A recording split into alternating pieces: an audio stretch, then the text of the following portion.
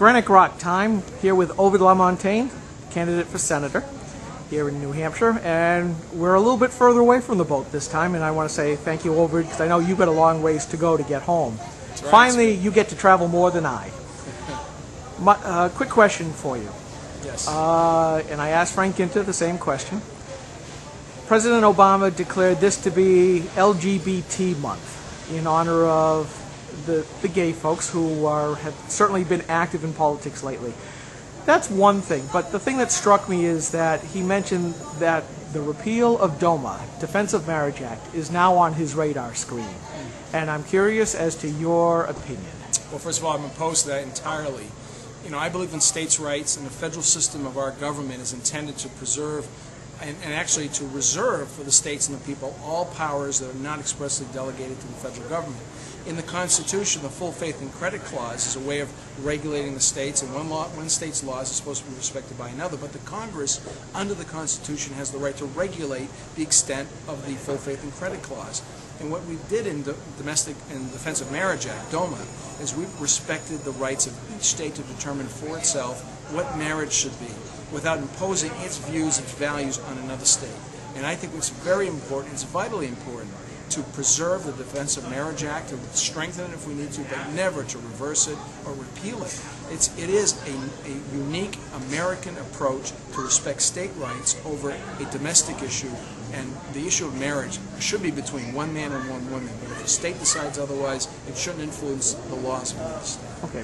One other question, that for an activity or an issue that came up here in New Hampshire, yes, that GraniteGrok, I thought, brought to the fore, was that of free speech. Okay. And here it was HB 1459, which the Democrats decided they had the right to restrict and regulate free political speech, or what used to be free political speech.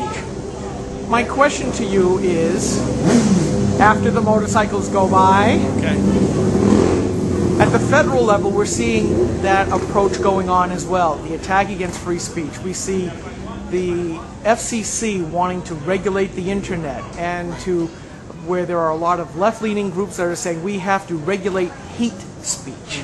We see the Disclosure Act at the federal level, which is the 1459 on steroids at the federal level. And now we're hearing about the FTC trying to revive journalism. Again, First Amendment, Congress shall make no law for the free expression of the press. And what is your opinion when you see these things being done at the state level and at the national level against that First Amendment right? Well, Skip, I'm running for a federal office, United States Senate, and so I'll focus my comments at the federal level. I think that it's a mistake to regulate or tax the internet. It's the last great frontier, the last great public square we have. It's a great place for the economy of our country to continue to grow and flourish. It's a great place for free speech. We should not be regulating the internet like this administration is trying to do, or tax the internet, which would regulate the free speech that we find there now. And I think we need to err on the side of not trying to regulate anything that impacts speech, and that's why I was opposed to the McCain-Feingold legislation, which I think affected free speech in the context of political activity, and we should again resist those kinds of measures that would in fact impair the public square. The public square should be free for expression of religious beliefs and other beliefs that are protected under our Constitution and under our God-given rights. Okay. Ovide Lamontagne, thank you very much. Great to be with you, Skip. Take care.